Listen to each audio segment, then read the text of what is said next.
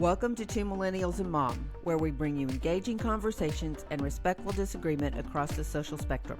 Injected with the quirks of everyday life. Curl up as we navigate the complexities of this modern world with all the humor and warmth we can muster.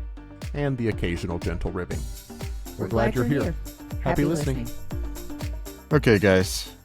Confession time. I am occasionally guilty of watching a 90-second TikTok about the economy and immediately thinking, yeah, I'm basically an economist now. Spoiler alert, I am not. Social media has a sneaky way of making us feel super informed after one meme or one video or one headline. But here's the thing.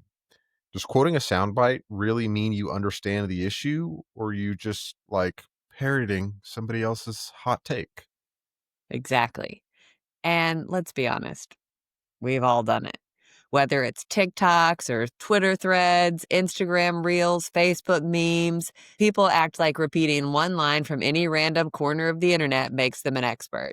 It's like WebMD for your brain. You read one headline and suddenly diagnose yourself as a genius or with an impending death. Yeah. Depends. But in reality, we're missing the nuance, the messy, the middle, the actual learning. And that's where real conversations get shut down before they even start. So today we're diving into this idea that sound bites aren't the same thing as being informed. We're talking about how to actually educate yourself with multiple sources, how to open yourself up to hard conversations instead of running from them. And most importantly, how to progress in a divided time without adding to the division. So if you're tired of everyone shouting one-liners at each other online, stick around. This one's for you. Welcome to Two Millennials and Mom. I'm Callie. I'm Cole. I'm Mom. So this one should be kind of fun today. I guess it has the potential to go off the rail just because I think so much of this, we get this crap thrown at us in so many different directions that doesn't have Any context. Yeah. Or Yeah. merit. Yeah. And who wants to be wrong? Nobody. Nobody wants to be wrong, but at the same time, our brains don't really care. We just want to be right. And so whatever it does, we say to make us look right, appear right in that moment is what gets said sometimes. And I think that that's kind of a constant battle that we as individuals have to fight and say, no. I don't actually know this. I should do some research. And that research sometimes is a little bit difficult.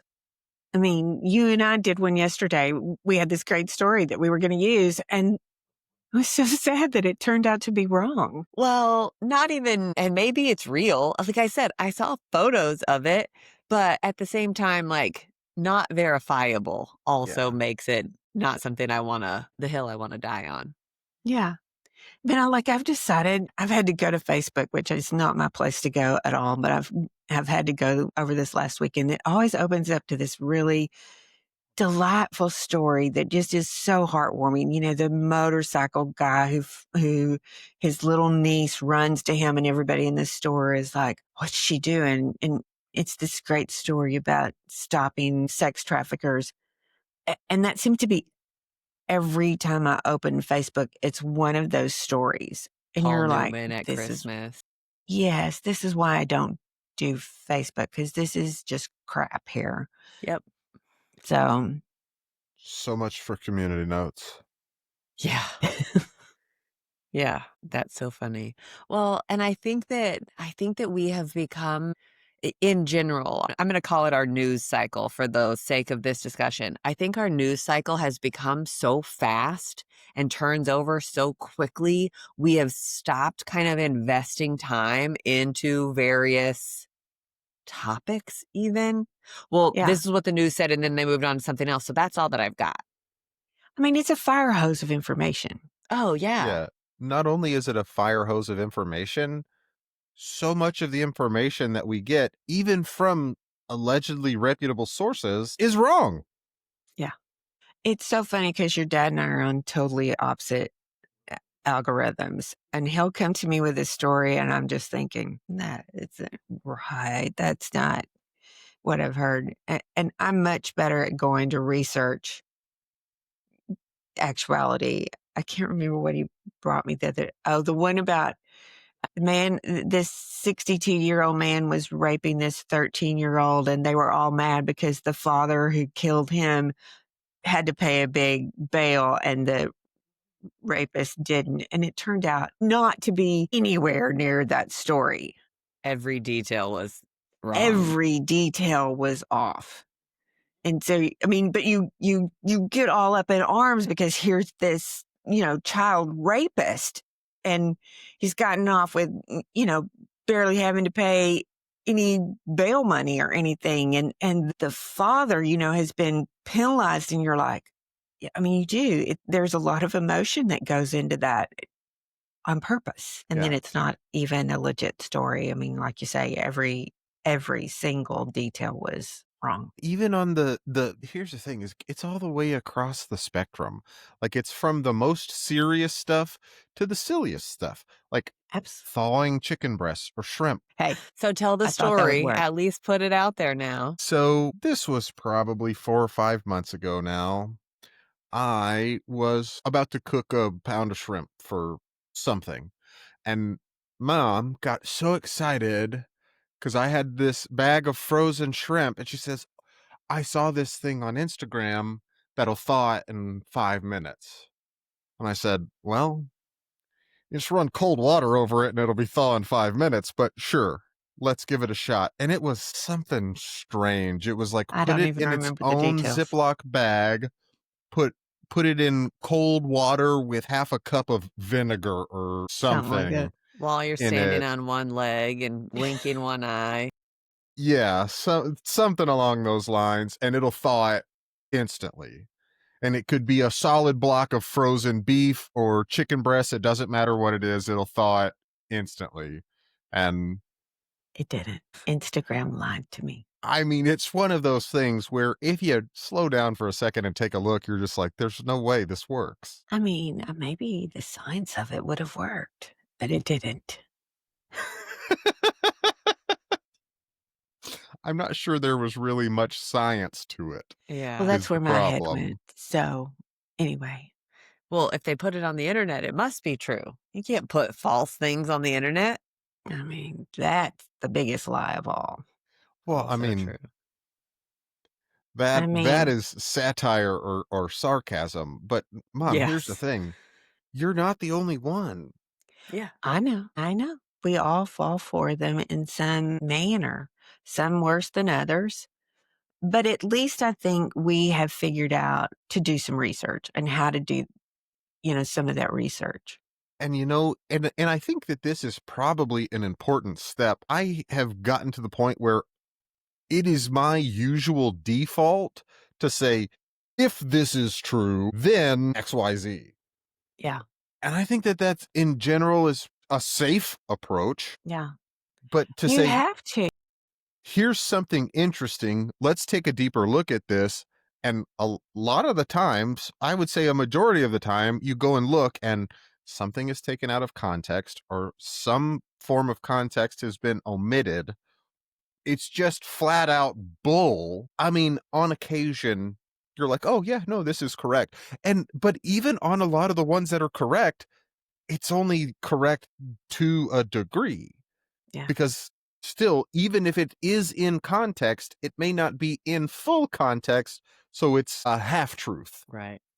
Well, and I think that we talked in an episode the other day about things that we would like to see everybody else doing and experiencing. I think that in a goofy way, having this podcast and putting this out on the internet has made all three of us in some form or fashion do a better job of educating ourselves because we know it's going to go on the internet. We know that we're going to be judged for the things that we say, and none of us wants to look like an idiot.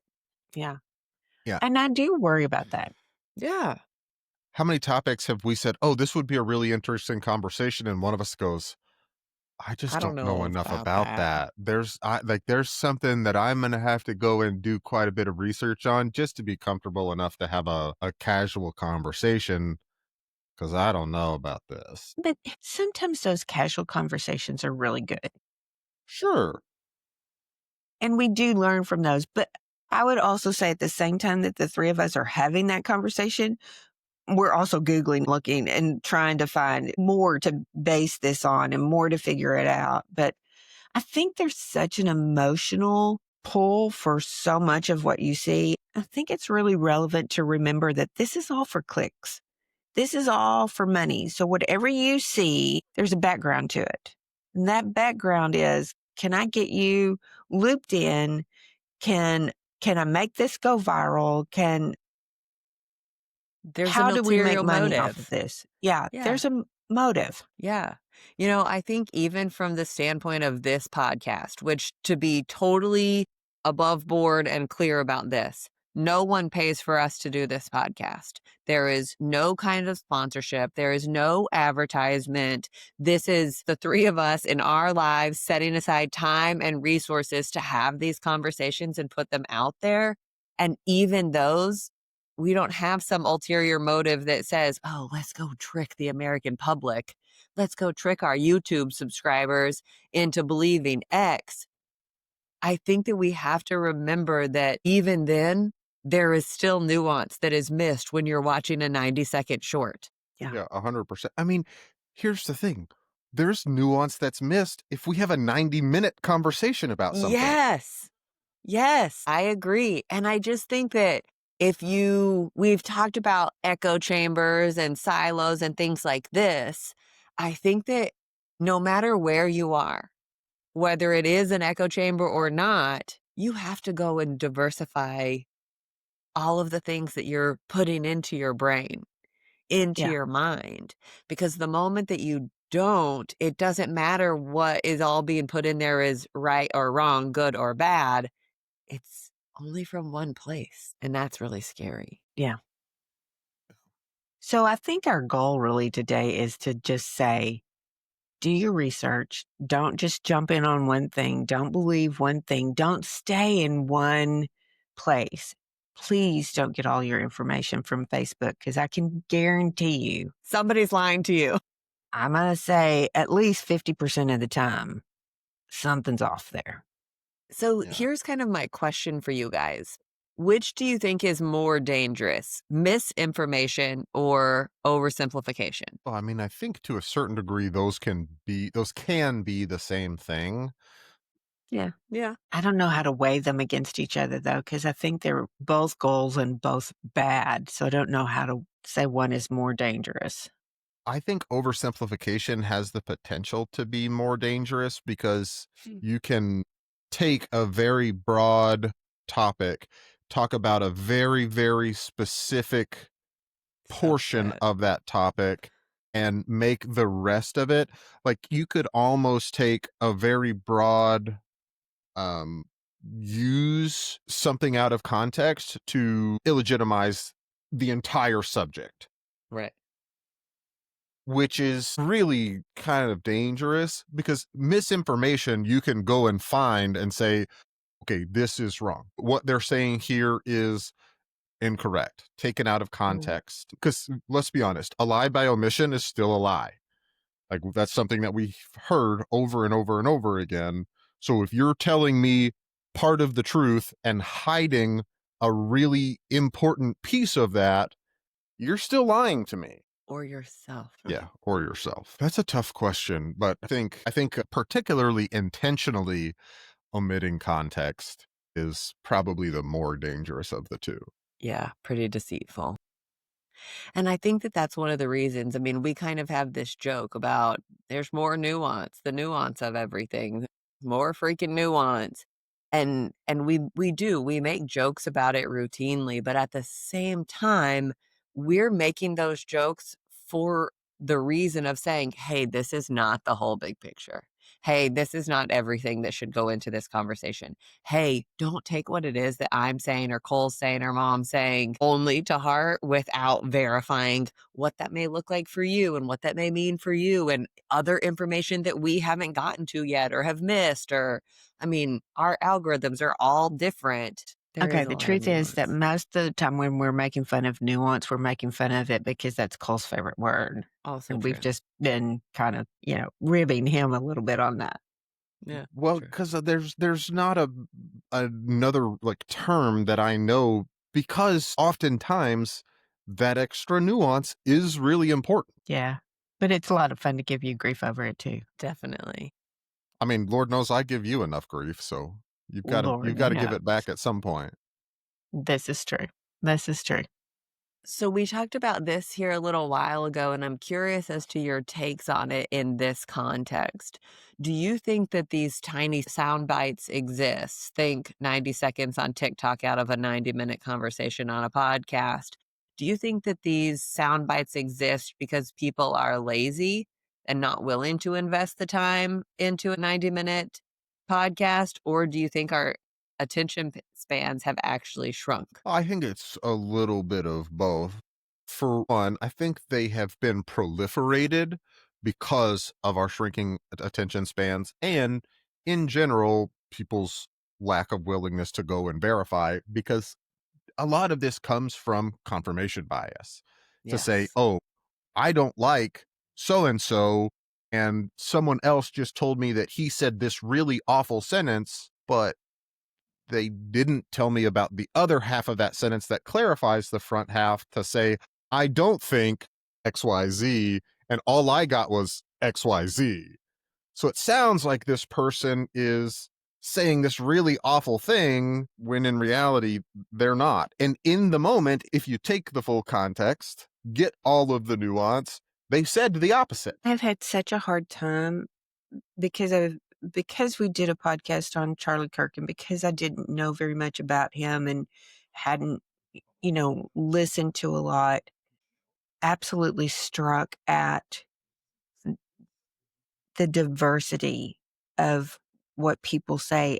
And I have to say, I came to the conclusion this week that I don't have a clue who he was, because everything that I've read has been so biased on one side or the other that like you were talking about, Cole, when you just take a little clip and you say, this is what he said, you think, ouch, but then you hear another clip that absolutely knocks that out of contention. And I've come to the conclusion, I have no clue if he was good or bad, if I would have agreed with him or disagreed with him, because not having watched in detail of exactly what he was saying, but only getting those little clips and those little bites, I don't have a clue. I know that we could do this with our own podcast. We could go through and clip together some of the worst things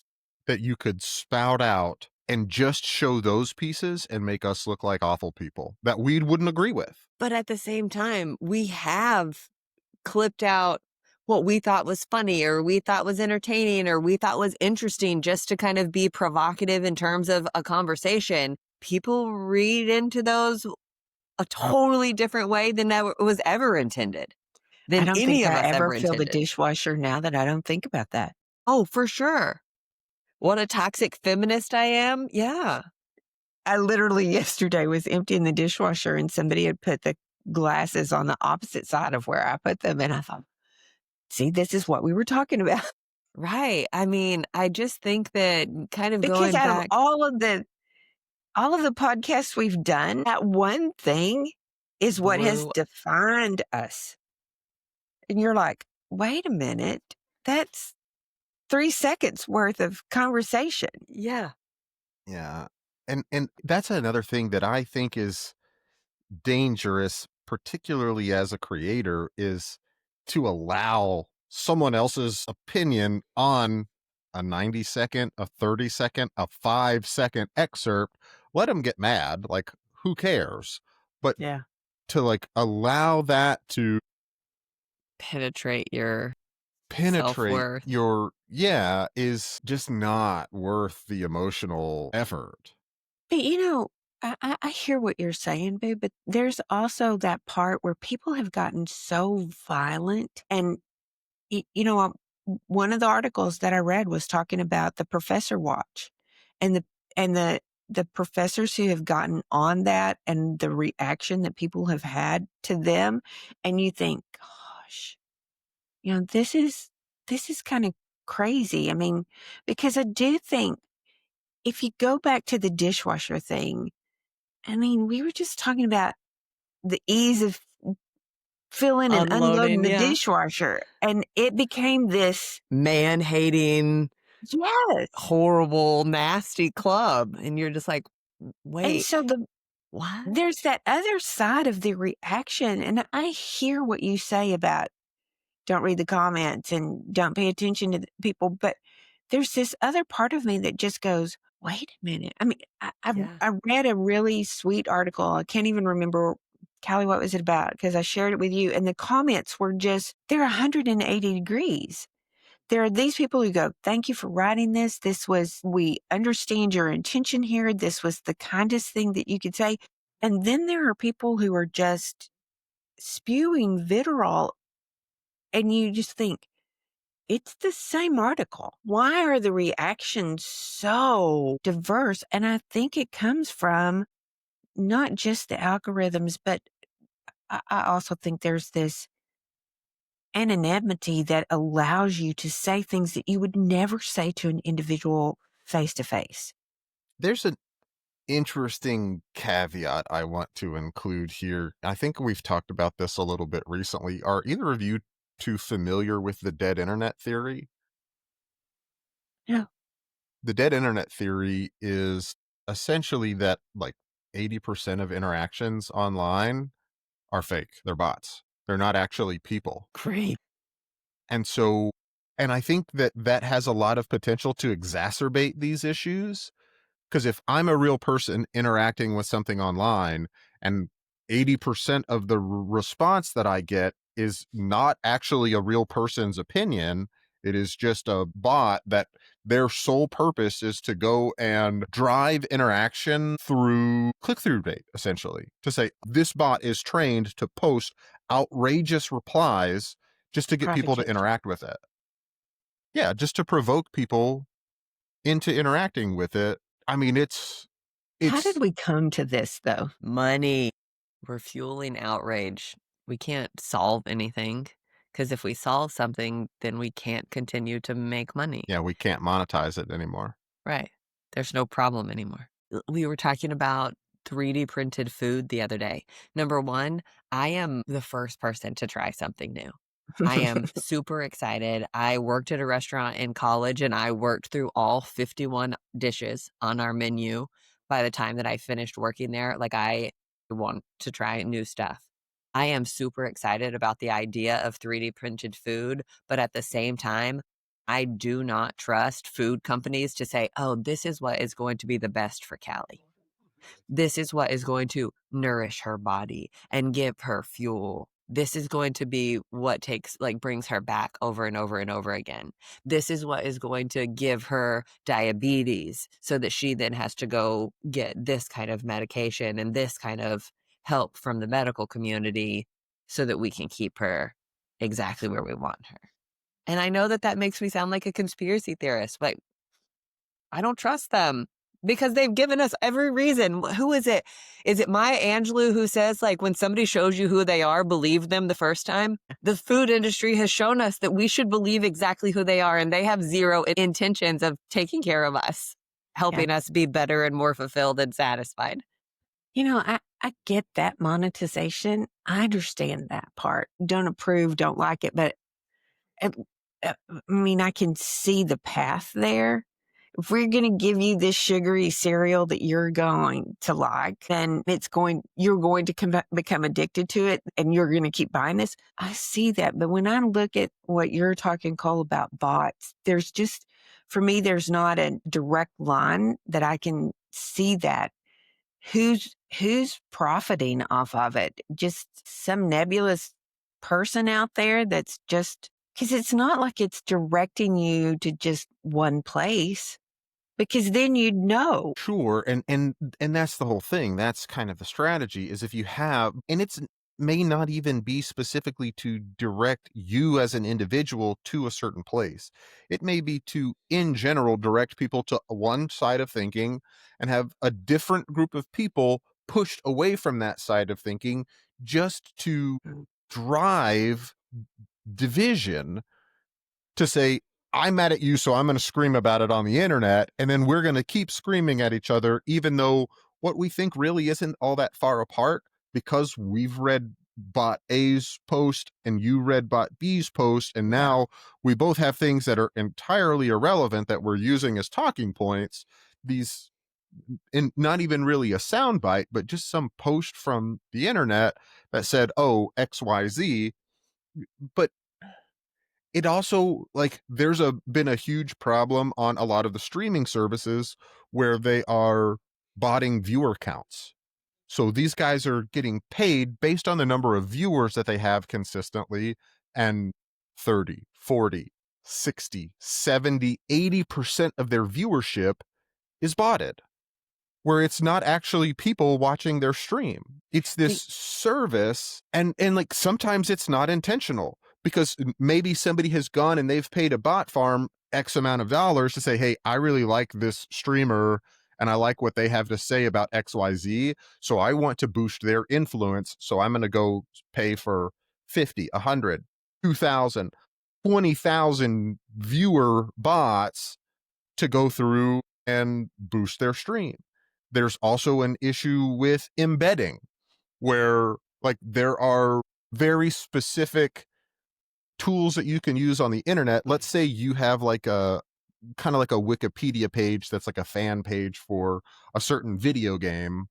Well, you can go in and embed your stream 7 or 8 times on one page.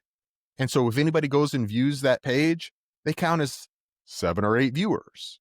And if it's a popular resource for like a game guide or something, then a lot of people, everybody who's playing that game, may go check that resource constantly, and it's lifting their viewership because it's embedded. And so they're getting ad revenue from stuff like that because those embedded streams are playing ads. They're getting boosted viewership on their streaming platform because it looks like more people are watching it, when those people aren't actually even interacting with the stream. It's just embedded onto the page that they're looking at. And so it again is a different method of just driving that monetization in a really kind of like false way. You know, I listened to a podcast that is run by one of like the original influencers on social media.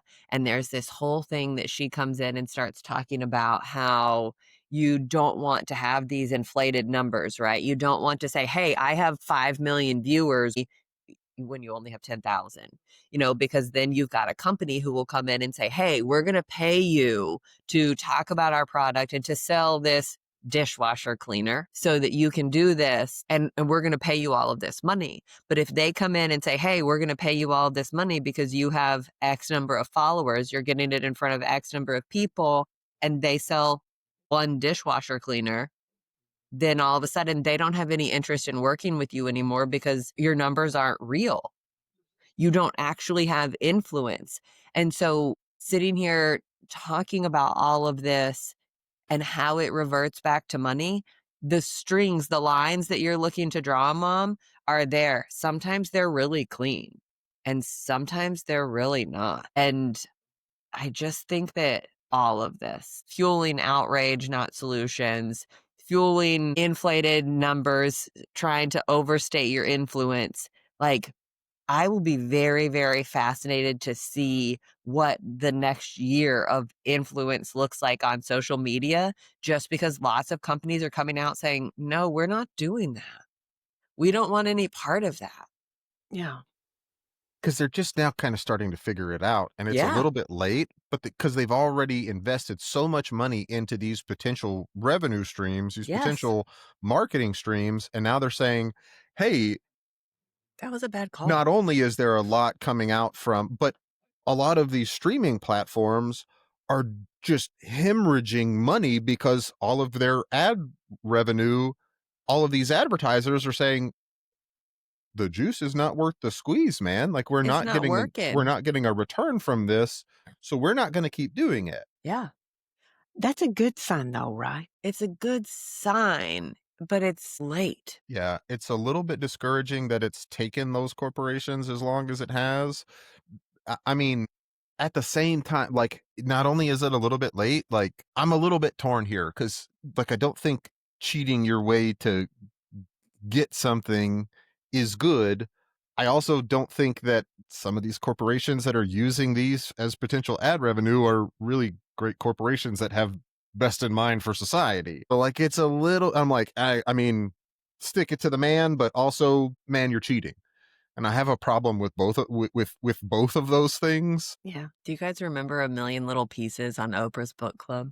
It was a No. book. She still had the show, and it was a book. I can't remember the guy who wrote it, but it was, hey, this is my story, and it was really powerful, and it was really good. And she went out and started promoting it to all of these people and all of these places. It was a New York Times bestseller, and then it wasn't real. Yeah. I already remember that. She had told everyone that it was, and she was pissed. I did that one time in high school. I wrote a paper, like I had procrastinated until like the night before, and it was a paper that was kind of a major grade. And so I wrote this like big kind of emotional sob story, and my teacher came and she was like, oh, blah, blah, blah. I'm so sorry. And I was like,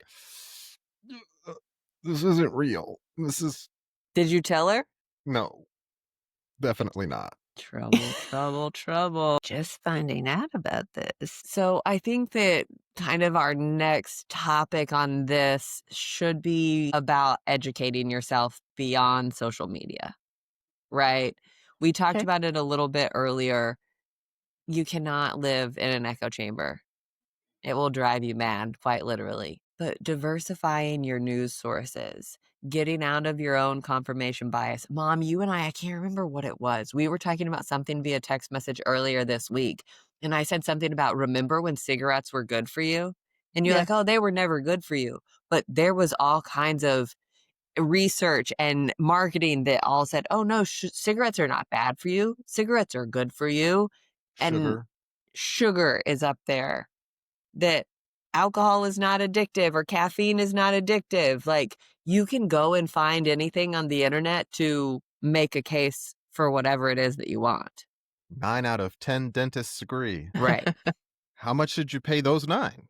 Right. Yeah. Exactly. Yeah. And how did the 10th one not get as good of a deal? Because 10 out of 10 looks too good. It's unbelievable. So we're back to So marketing. Exactly. So I think that just being cognizant of your own confirmation bias, I absolutely right now can go find information on the internet that says cigarette smoking is not bad for you.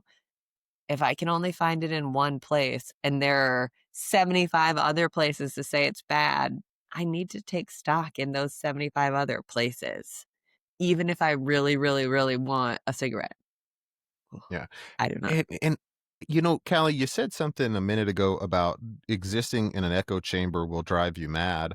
I think the most dangerous part about that is that if you exist solely within that echo chamber, you don't know that you're mad. Exactly. Everyone from the outside looking in can see it, but you can't, because all you have is these confirmations of what you're thinking. I mean, this one is ridiculous. There's a certain person that I have remained Facebook friends with that I don't think you guys are anymore, who posts a lot of things about like confirming flat earth. And I'm just like, man, you know, this is like, I can prove this to you terrestrially with simple physics, that the whole 15-minute video that you just posted trying to prove like is just completely irrelevant. Like, here's a link to a very straightforward Wikipedia page, and here's an explanation in layman's terms. Like, this is why the word relative is important. Come on, man. This is literally like middle school to high school level Education, physics. yeah. Yeah. And like, maybe at that age, it's harder to comprehend it, but they definitely talk about it and teach about this stuff. You kind of have to put it together, but still, like, you sound crazy right now, but to you don't. No, because there's there's scientific studies that tells you that your brain wants the easiest way. And so, and once it sees a pattern, it goes with that pattern and it stays with that pattern. And so, and it's hard because you think, I can't even trust my own brain because it's used to this pattern. And it's so reinforced by algorithms. Yeah. Hey, you want flat earth content? Let me give it to you. Let Yeah. me give it to you from all these different places, anything that I can find, because I want your eyeballs. I don't care what we're talking about. I just want your eyeballs. It's crazy. So I think that one of our kind of like tips for this is to read across the spectrum. If you're talking politics, we've talked about a website called All Sides that is saying, hey, here's what the left is saying. Here's what the right is saying. Here's what the center is saying. And they just have weighted various news sources to say, hey, this is how they typically lean. It's so fascinating to me because you can get on there and you can see it doesn't matter what the topic is. Let's go back to the Barack Obama in a tan suit that day, which caused such an uproar. One side is going to say, the left is going to say, oh my God, he looks so great in a tan suit. This is the best tan suit we've ever seen. And then you've got another side that's like, this is completely inappropriate. I can't believe he's doing this. He should never. I mean, and so on the same topic, you just get that full swing. And so reading across the spectrum to get perspectives outside of yours, I think is really important. I think the next Well, part how of do that. you do that timely? I mean, that can be overwhelming sometimes because it's not like I want to read the New York Times and then go to the New York Post, who are opposite streams, and read both stories, really. And especially if you're on TikTok or Instagram and you're in that algorithm. Then I Right. think, But if you're aware that you're only reading one side, how do you not? yeah. And I think that kind of goes to my next point on this. Follow actual experts, not just people who are talking, whether that is reporters or whether that is influencers or the media. Don't just sit here and get everything from the New York Times. Go back to the Roland Fryers of the world who are talking about the economy, who are studying these things. Go back and look at it from different places rather than just a mouthpiece, right? Go back and read what your president what that executive order actually says rather than the Caroline Levitt version of it that she's putting out to the media. Read the piece. Read those laws, read the studies, watch the full speech of whoever it is. Get And the that's full hard. breath. It is.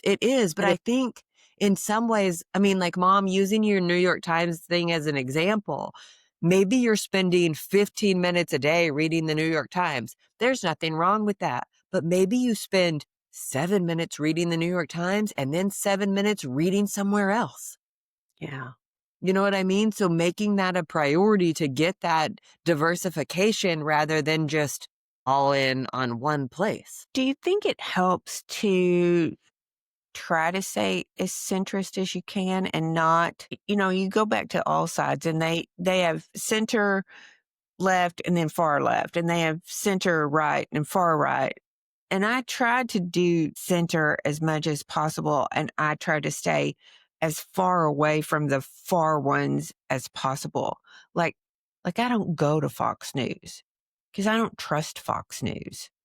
I spend Sure. a decent amount of time reading Fox News because I want to know what they're saying. Yeah, but I also think it's really important that even if you're looking at a news source that is allegedly or known to be centrist, centrism has its own biases too. Sure. I mean, we all do. Right. You And I can't think write that's something more without a important to bias. exactly. And so trying to say, oh, well, I want to stay in the center is the same as I'm only going to listen to the right or I'm only going to listen to the left. It's the same thing. Yeah, it's still an echo chamber. It's just a more centered echo chamber. Yeah. And Mm. so like what I think it really takes, and Callie, I really like your point of go seek out experts, but also don't just listen to one expert.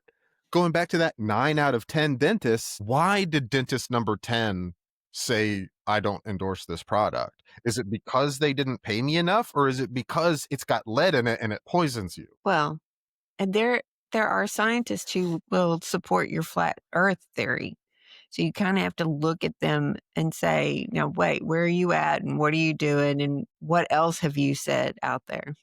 But then I think that kind of leads me into the next part of it is, so we talked about reading the full speech, reading the full executive order, reading the full study, whatever that may be. But I think that being involved with, even if you're doing nothing but listening, being involved with long form conversations, whether that's debates, whether that's podcasts, whether that's town halls in their entirety. Mom, I don't believe that the earth is flat, right? We know this. I have no preconceived notions about the earth being flat.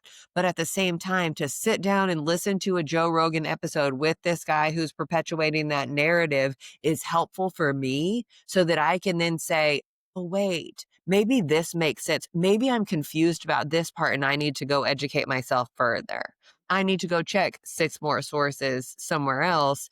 And it just, I feel like sparks something in you to kind of poke holes in your own argument to then go and plug. Yeah. One thing that I try and look for in a news source is news sources who very publicly correct themselves when they're wrong. Who say, Yes. hey, we were wrong about this. Let us correct the record because we were wrong about this. And to do that very openly and publicly, because one, that takes balls. It It's takes guts to embarrassing. do that. Like, Yep. nobody likes being wrong, but I have found in my personal and professional life, it is way better to just say, hey, I messed this up. I was wrong. Let me fix it. God, I hate it though. And it works, but it's so much better than sticking to your guns and dying on a hill not worth dying on. Yeah. True. And so, like, a lot of our major news network and news sources are wrong about a lot of things, and they may come out and correct themselves, but it's going to be on the like 39th out of 52 pages on the newspaper that says, hey, 6 months ago we had an article about this and we might have overstepped. I think it's way different to come out the next day, put it on the very front page and say, hey, we said this yesterday. What we said was incorrect. We were wrong. Let us correct the record. I think it's really important to look for that. I think it's really uncommon. We have talked about Tangle several times on this podcast because we all kind of listen to that or read that. And it's one of the things that they do very consistently. We've been operating this long. This is our 159th mistake. This is what we did. This is why we changed it. This is where it went. And you do appreciate that they've come back. And it's not just the same thing as we misspelled this person's name. It's we made a mistake here. We did the wrong thing here. Accountability. Yeah. Yeah, It's the accountability accountability is sorely to your lacking today. viewers, to your readers, To yourself. to yourself. Yeah, I agree. Yeah. It's very much lacking. And the more we can go about trying to combat that, I think the better off we are. I mean, you kind of just want to run away from social media sometimes Mhm. because you just know that you can't trust so much of it. And Cole, if 80% of it is bots, you kind of are thinking, what's the point anyway? I had an interesting conversation last night with a friend who is kind of in the same shoes where their husband just retired too. And she said, the biggest fight that we have is over his social media usage. And I thought, oh, yeah, I understand this because I think you now have people who have time to spend and can just sit there and scroll and scroll Doom and scroll. scroll. And I think it changes, their attitude some. And I was just interested with her and we both left and said, if you figure out a way how to get your husband not to do this anymore, please let me know. And she said, oh, if you figure out a way not to do it, let me know.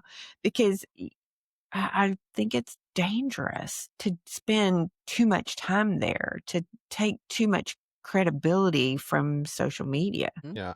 And you can curate an algorithm so that you're not getting as much of that, particularly if you're not interacting with that content. If you're watching comedians and dudes jumping off of roofs or jumping bikes over ramps or working on cars or fishing, that's what the algorithm is going to continue to push to you.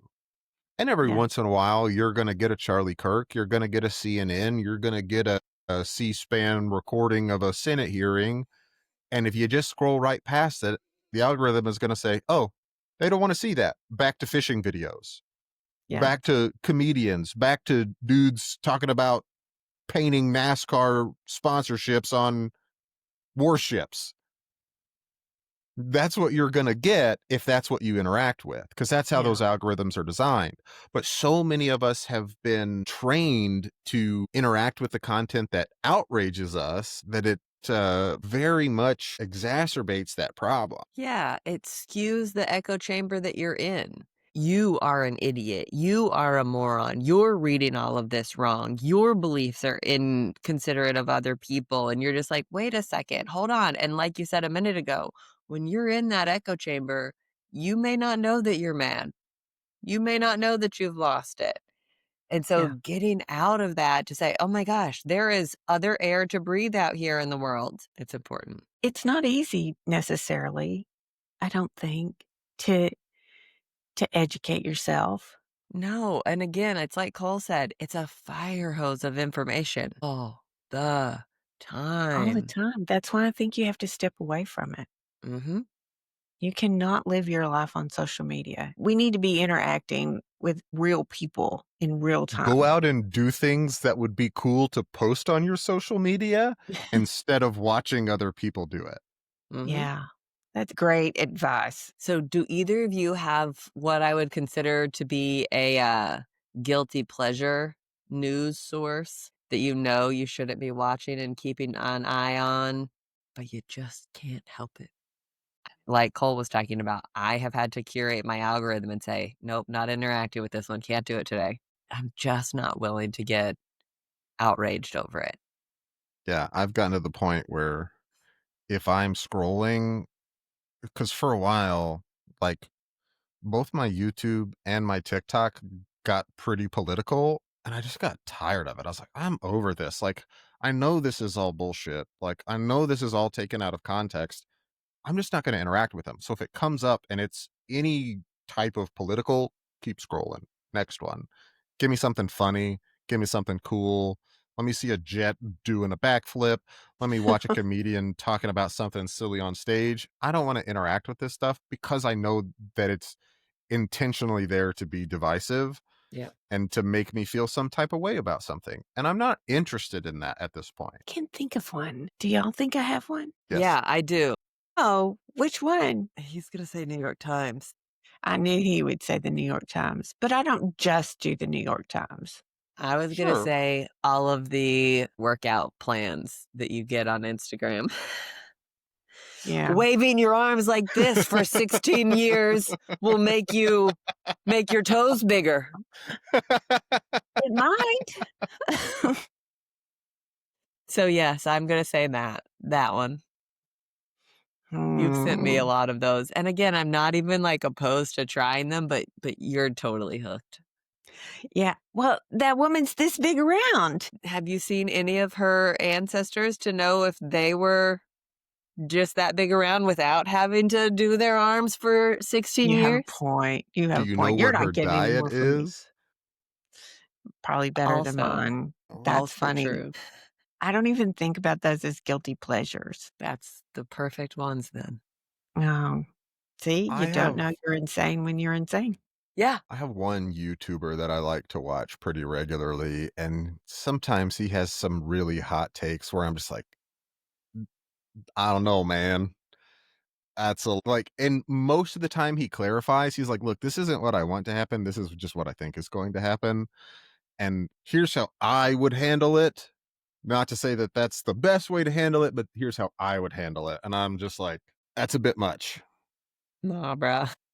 That's a bit much. I also think that, I don't listen to a ton of Rogan anymore. And I think that there are some episodes where are actually insightful, and some episodes where you're just like, I don't know, man. This is, I this think even sounds though- pretty quacky. I think even though those, I don't know, man, instances, I think even those are what I'm going to call kind of the devil's foothold, right? The Bible talks about not giving the devil a foothold. Don't give him any opportunity to come break into your inner psyche. And I feel like this is kind of one of those things. Even in those situations where you're like, I don't know, man, the giving them the opportunity sometimes is scary in and of itself. Yeah, I think you have to be real aware of those. Yes. Yeah. I think that if you come into it with a healthy amount of cynicism, skepticism for any topic, I think that's required. And Yeah. in today's landscape, it doesn't matter what you're watching. Diversify your news sources. So Diversify. my next question is, have you ever changed your mind about something after doing real research? Hey, I saw this online and then I went and looked up actual information about it, like the gnomes. Well, that one's right there. But yeah, I think there's certainly times that I've done that, and nothing just specific other than the gnome comes up. I think, Cole, about that during the election season, you sent that video about RFK Jr. And I was like, I'm not sure I can go there with you. And then we shared a bunch of information and research that was like, hey, this is all taken out of context. And I think that was a really interesting situation, I think, for both of us. And I certainly won't speak for you, but oh, wait, hold on. This is not what I actually intended for it to be, or this is lying to me in these ways. Yeah, very, very much so. And God, it's just so prolific these days. Mm-hmm. Like, I just don't want to participate. Like, I just am to the point where I'm so uninterested in it, which maybe is the goal. Maybe it's to infuriate a certain portion of the population and get them to participate to make it look really nasty, and to just make the rest of the population just disengage because they're so tired of all of it. Apathetic. So that kind of leads me to my next question here. Do you think that the majority of people want to actually be informed, or do they just want to not sound dumb? You know, there's an old saying about ignorance is bliss, and sometimes that's really the truth. And I think since we've started this and we've paid a little bit more, I have paid a little bit more attention to certain topics. There's a time that you kind of think, oh, I wish I didn't know this. I wish I, didn't have to deal with this part. And so I think that's part of it is that it's easier not to know sometimes. Yeah, ignorance is bliss until you're ignorant of the bus behind you, though. Yeah. Yeah. And being ignorant to something happening doesn't mean it's not happening. True. Yeah. Or I when you think there's start seeing- another side to that coin, though. Because like, being ignorant of something happening can probably be beneficial too, because a lot of the things that are happening are outside of your control, and being upset about it isn't going to help either. So where's the line on that, Cole? That's hard to define. I mean, Callie, you have a poem that you talk about, they came for so-and-so. They came for so-and-so, and I wasn't a so-and-so, so I didn't bother with it until they came for me. And so I don't know where that line is. How much can you ignore before they come for you? I get what you're saying, but not everyone is out to get you. So being ignorant of some things is reasonable. I don't think Callie agrees with you. And that's fair. But I mean, look, here's the thing. If there is a war between India and Pakistan, one, I have no way to influence that situation. I have no control over it. And I don't think India and Pakistan as a nation have ill intent towards me specifically. So is the line only when the U.S. gets involved? I mean, I don't think that that's the line either. And maybe this is apathy, but there's a lot of things that happen in the U.S. that are A, outside of my control, and B, don't really affect me. And I think that it's certainly possible that those things could have ill intentions towards someone else, but are not broadly ill-intended towards all of society. Do I think that makes those things okay? No, that's not what I'm saying. But I don't think that the conclusion of every instance of violence or every instance of persecution results in everyone being persecuted in the end. Can they? Sure. And I don't think that people in general, we should be persecuting each other, but also, I think that there are some ideas that are worth persecuting. Hey, we shouldn't let people target children violently or sexually or anything like that. Like, don't protect those people. the people that are committing those actions. Persecute those people. To me, that sounds pretty reasonable.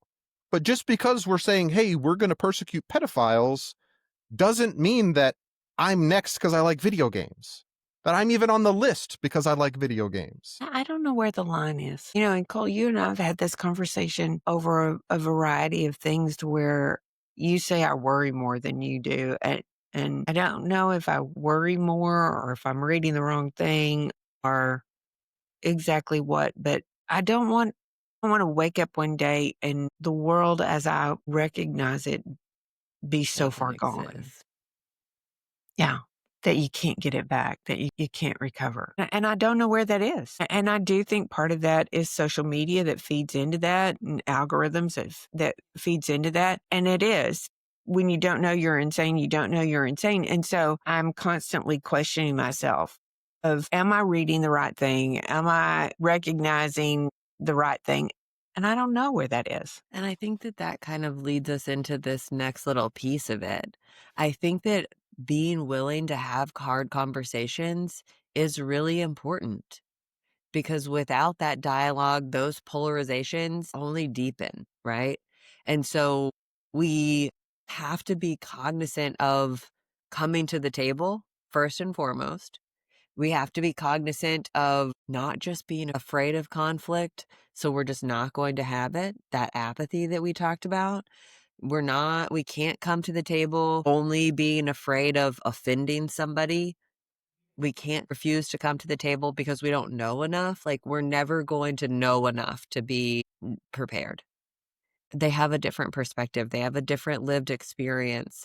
And so I think that we just have to be really cognizant of how and when we're willing to have those conversations, being I open think to there's having some discretion in conversation. there too. I don't think you Yeah. can go and have like, I'm pretty able to have a conversation with you two because I know y'all are going to try to treat me fair. And yes, you may rib me. And Cole, there's a couple of times where I think you've kind of been a little bit more abrasive than I wanted you to be. But at the same time, I can still come back to you and say, wait a minute. Hold on. I get to have my opinion on this too. And I get to have my side. And so I think there's some discretion there. I wouldn't go to anybody and have a political conversation or even a Bible conversation or a Christian. That's just not right. You can't just throw up on somebody, some random person, about what you feel or how you think. So I think there's some discretion in there, but I think that those conversations need to be had. And I go back to this podcast changed an opinion of a friend of mine who came up and said, I had no idea how you felt about X. And I thought, well, that's so funny. We've been friends for 50 years and you didn't know this about me. So I think that was really interesting. So I think those conversations need to be had and sometimes we ignore them. And I think there's some discretion in there too. Well, and I think that in order for the conversation to be a two-way street, you have to be prepared for that, right? You have to be prepared to ask questions and then listen to the answers. You have to be prepared to have questions asked of you and then give answers. And you're not going to know everything, and you're not going to be right all of the time. And you're not going to immediately convince them that you're right and they're wrong because you have And that's okay. and that's okay. I think that we need to be seeking understanding, not conversion. That was a completely that's unproductive conversation because I didn't get them on my side. But Yeah. that's not really the goal. But if And you I think learned a little bit from that conversation and if it opened your mind a little bit, then it wasn't a fruitless conversation. right. What if they walked away with the same kind of mentality? I didn't convert them to my side, but I learned something about them, about the topic at hand. That's progress. And I Yeah. think that we have been so trained. I'm going to blame Charlie Sheen personally. Hashtag winning. I think that we have been so trained and it has been ingrained in us for so long that winning is the goal. And I don't think that it is all about winning. I think that it's about conversation. I think that's biological, honestly. Biological? Yeah, the desire, the drive to be correct, to win, to say my thought process is the correct thought process. Because if my thought process is wrong, then that means I'm doing something wrong, and I've probably been doing something wrong for a really long time. And Yeah, that's really hard to admit sometimes. sure. But I think that we have to kind of keep in the back of our mind, I don't want to call it innovation, but originally humans were cavemen, right? What if we never evolved past that and we all still lived in caves and there was no wheel because it hadn't been invented yet? We have to be open to new things, new concepts, new ideas. And the only way that we get there is by trying. Let's see if this round rock is going to work better than the square one. Maybe it doesn't. I mean, I think that kind of goes back to the Lost Boys conversation that we've had here and there on a couple of occasions. We have to be prepared for failure. We have to know how to master failure Yeah. and getting back up and saying, hey, we had this conversation. I didn't win. I didn't convert them to my side, but I learned something. They learned something. We're still friends, even though we disagree about this, and finding the good in that, allowing that to be enough sometimes. I think we have to redefine what winning in that conversation means. Yes, Absolutely. I agree. And even failure. Yeah. Well, I think you should look at that conversation as, hey, we were able to have that conversation, get a little bit better understanding of why each other thinks about it this way, even if it had no significant impact. If, let's say, for example, an issue comes up and we vehemently disagree on, there's a vote coming up to decide how we're going to handle it, and you and I vehemently disagree, and we come and have a rational conversation. Okay, I think solution B is probably the better, and here's why. And then you ask me, okay, why are these the things that you're concerned about? Where does that stem from? And then you say, okay, well, I think solution A is the better solution. And I ask you, okay, why are these the thing that you're concerned about? If we would do that, and instead of saying, hey, you have option A, which is a shit sandwich, or you have option B, which is a shit soup, why can't we say, oh, well, what about option C? Because now we understand where each other are coming from. So we can come up with a different solution that tries to cover all of those concerns, or at least you're, let's say I've got 5 and you've got 6 concerns that are completely different. We can look at our biggest concerns out of those 11 and say, let's get the 6 most important ones across the 2 of us with solution C, which works better for everybody in general. Instead of just picking the lesser of 2 evils, why don't we just say, let's not do evil? Let's not find a different solution to this. I think that kind of stems from exercising curiosity over combat. We are not here to fight. We are here to learn. We are here to learn from somebody else and their perspective and why they feel that way so that we can then make inroads into a path that works for both of us. It doesn't have to just be about putting somebody else down, winning over them. And it doesn't have to be my way or the highway. And I think that there's always going to be part of it that is knowing when you need to pause or when you need to disengage, because it's going to be futile, because it's not going to be fruitful. There are lots of times where I have to shut my mouth. 5 minutes ago on this podcast is a perfect example. There was certainly something that I disagreed with, but sitting here and coming in with my zinger wasn't going to be productive. It isn't helpful for us to better understand each other and where we're coming from. And so I think that we all in general have to do a better job of being open, but also knowing where that line is, that this isn't productive anymore. Because the truth is, there are some things that you're never going to come to an agreement on, not even a option C agreement on. Yep. Sometimes there's just going to be a divide. Yeah. But it's how you treat that divide and how you treat the person on the other side of that divide that makes the difference. Yeah. That's what bridges are for. Yeah. They work both ways. Yeah. I think that the other thing that is really important, and I have stressed this to all kinds of people in various industries that have been kind of under me at various different jobs and roles, I don't know is a completely acceptable answer. But Yeah. then go find out. It doesn't stop at I don't know. Can't be your excuse. Yeah. Yeah. Yeah. Yeah. I'm curious though, after having all of these little micro conversations that we're having here, what do you guys think is worse? Total silence or a shouting match? I think it depends I could go Yeah. there with you. because there's silence as a punishment. I don't like the shouting matches at all because you've stopped listening if you're shouting, I For think. sure. But the silence isn't always golden either. Yeah, I can go there with you. Yeah, I would agree. I don't know which one is worse. I think I tend to say I'd rather have the argument Yeah, me too. so that we can get it done Yeah, than putting it off and ignoring it. And, I'd kind of rather have the argument. But if that argument goes into either silence or the shouting match, I've lost. Everybody has. everybody has. Yeah, yeah, you're not alone in that losing. Yeah. So, Cole, you mentioned a minute ago building bridges. And I think that first and foremost, building a bridge is a process. It doesn't happen overnight. It's not immediately done, especially if the expanse is wide.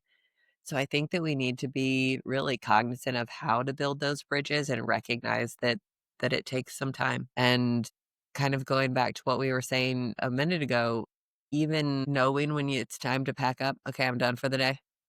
I can't build anymore. I can't let this devolve into shouting matches of how the best way to lay these bricks or these materials may be, but also kind of not accepting silence as the way either. Building bridges matter. And I think that this goes back to we had a conversation here several episodes ago about courageous participation. It's not silence, it's not shouting, it's making progress, getting the work done, doing the work. I think is really important. Taking a step forward, And, making a step forward. and being okay that it's just a single step. Yeah. And maybe I'm way off track here, but I think it also may be an important consideration to say it's okay if not everybody is working on the same project. Yeah, for sure. Say, I'm concerned about this, so I'm going to try and do something about it. I'm going to better myself. But maybe Callie isn't worried about this. Maybe she's not concerned, so I shouldn't be mad at her because she has different priorities. She's a different person. Yeah. I think that's a That's great valid. point. Yeah, I think we need to remind ourselves that small steps matter, that convincing one person isn't going to change the world overnight, but it is progress and accepting that and kind of counting those small wins. And I think that those small wins count for both sides, not just I get to celebrate a small win, but not them. I think it counts for both sides. Yeah. So, I'm thinking about it from your bridge analogy here. If you've got two teams on both sides of a river building a bridge toward the center, if the team on the east side of the river gets 20 feet and the team on the west side gets 10, you're still 30 feet closer to each other. Exactly. Exactly. Keep doing the work. Do you guys think that we're more divided now than past generations have experienced? Or are we just louder about that division? Both. Yeah, I think there are certainly some that were more divided than we are right now. I also think that there were generations that were more unified than we are right now. I think those are both pretty clear What to me. generation do you think was more divided? Well, we did have a civil war that cost almost 1 million American lives, 2 million Yeah. American lives, where we fought each other for 5 or 6 years with some of the bloodiest battles on earth at the time. Yeah. I would say we were probably a little bit more divided then. Okay. I can go for that. Is that the only thing that you? That's the biggest one that comes to mind. Yeah. And, this is something that we've been talking about a little bit here recently. The history that we learn in school lacks so much context that, Nuance. yeah, that I mean, I think that there were certainly some times, maybe even in in your kind of childhood and young adult life, Mom, where there was a lot of division that maybe have not been represented as much, may not have been as well recognized because you didn't have this same proliferation, this water hose of information pounding you at all times. But Yeah. I certainly think that there were differences of ideas that were as extreme as they are now. I just maybe they weren't as exacerbated. As accessible, even. Yeah. Yeah. I mean, we do have a fire hose, so, and I mean, we've talked about that. Sometimes that fire hose is just the clickbait to keep people revved up and agitated. I think it's there. Do you guys think that unity, especially as a country, is a realistic goal? Or should we just aim for maybe less hostile? Whew. That's a really good question. Here's the thing, the American experiment, our version of democracy, it's not about everybody having the same process to get to the goal. It's about continuously working towards the goal from as many different angles as possible, because that's how you don't miss anything. So I think that you can have unity and contention at the same time. And I think that to a certain degree, those can benefit each other to say, Sure. hey, our end goal is X. I think we should work it from this angle. Callie thinks we should work it from that angle. Kind of going back to that bridge scenario, in the end, if our end goal is similar, then having different approaches to it, I think, can be very beneficial. I also think that we have to understand that, Callie, you and I disagree on a lot of things constantly, Yeah. but we still are unified in many other aspects. Yeah. And those two things can exist together, and they can be detrimental to each other, but they can also be beneficial. So I Mhm. think both of those things are possible. You had mentioned, I think it was last week or the week before, September 12th, it didn't matter what political party you were in. We were Americans before we were Democrats or Republicans. Right. That didn't make us not Democrats or Republicans, but we were Americans first. I think understanding what that unity can and kind of has to be is really important. I think we've gotten away from that, but I do think that it's possible. I think for me, it's that there shouldn't be hostility, that we have to come to a point where, and maybe this is, I mean, there are so many different people and so many different ideas and so many different things that it's not that we can all be united in one thing. But what we need to protect is to not be hostile in all things or in most things. And so I think while I'm not sure unity, there has to be an understanding there. And that may be as simple as we're all human beings and deserve to, to deserve to be treated kindly. If that's the unity and we can eliminate the hostility, it just should not breed hostility. Yeah. So, okay. Weird thought? Yeah. Hit us with Hit it, me Mom. with What you it. got? This was kind of fun. Mental Floss put out the 20 foods most mispronounced by Americans. So the first one got me because I say I say gyros and it should be euro or zero. I don't know. I believe it I've would be never heard anybody. Zero. I've never heard anybody call it that. Okay. I'm going to spell because I've never been able to say the next one. ACAI. Acai. Say it again, Cole. Acai. I've never heard it pronounced that way. So, That's how it's always been pronounced. Pho. Pho. Pho. That sounds wrong. That just sounds wrong. It's a different language. Worcestershire. Worcestershire. Wash your sister That's- sauce. wash your sister sauce. That's funny. Gnocchi. Gnocchi. So I've always said it like with a yuck in the middle. Ganucci. Oh, God. Gnocchi. Gnocchi. That's probably more right. Quinoa, I like quinoa. Quinoa. Oh, gosh. caprese, Caprese. Yeah. caprese, charcuterie. Okay, I can say it, but I can't spell it to save my life. Oh, no, I can't spell it. But I have heard lots of people mispronounce that one. Charcuterie boards. Charcuterie boards. Macaron, Macaroon. tzatziki. Tzatziki. Yep. Did y'all say it right? Tzatziki sauce. Focaccia, Focaccia. bruschetta, Bruschetta. chipotle. Chipotle. This actually tied with croissant. Croissant. Ciabatta and edamame tied. Man, now Prosciutto. I'm hungry. No, Colin and I talked about that. And Prosciutto. Prosciutto. beef bourguignon. Beef bourguignon. Bourguignon. Crepe?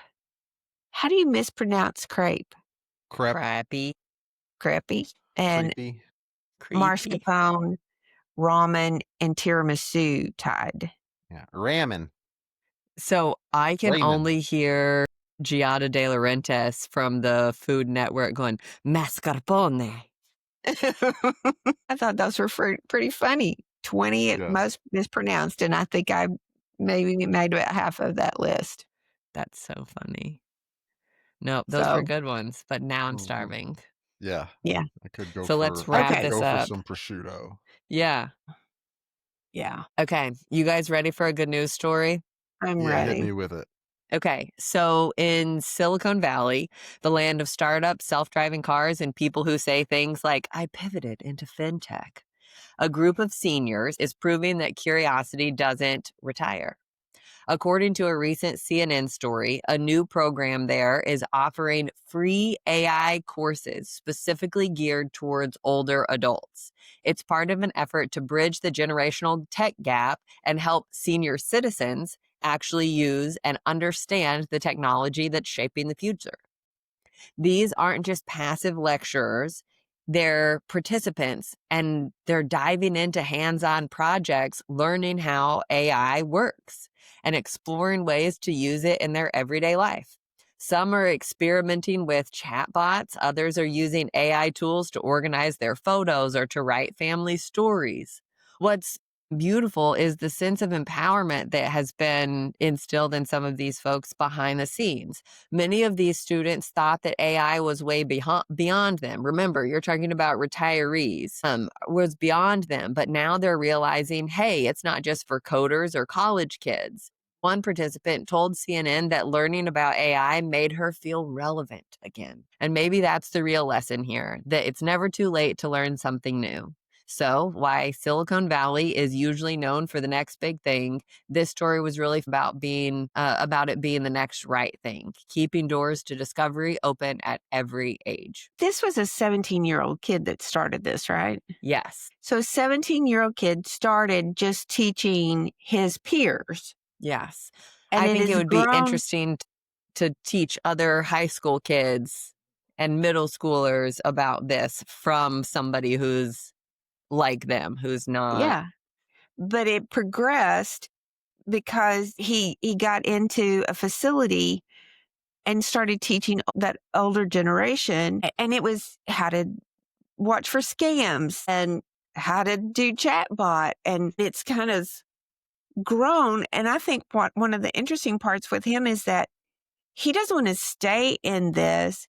He's got a plan, but he wants to leave this in the hands of people that will keep going with it because it's been there are facilities that are calling saying, hey, will you come and have a meeting? And they're doing it. It can be done personally, one-on-one, or it can be done in a group setting where you're teaching, over periods of time to do it. But 17-year-old kid who started this. I love it. That's one of my favorite parts about my job personally.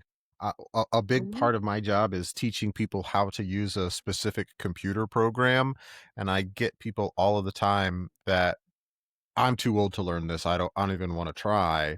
And I can tell them, look, I'll make it really, really easy for you. We're going to put in about 15 to 20 minutes of legwork. And then from there, it's going to be 10 times easier because we're going to go through and we're going to do the hard stuff together. I'm going to show you how it works. And then I'll teach you the easy way to do it because we did the hard work to set that up. And we get halfway through the conversation and they're like, this is so much easier. Can we go back a little bit? I want to take notes. I love that. And you're like, yeah, we can absolutely back up a little bit so you can take notes. I had a guy ask me the other day, is it okay if I record this?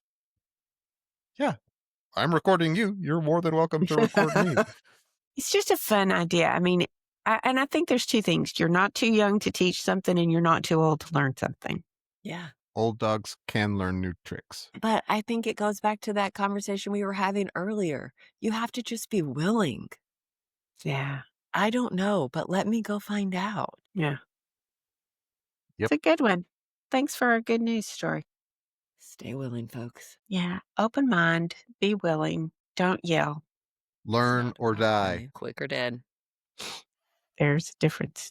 All right. Love you guys. Love Love you. you too.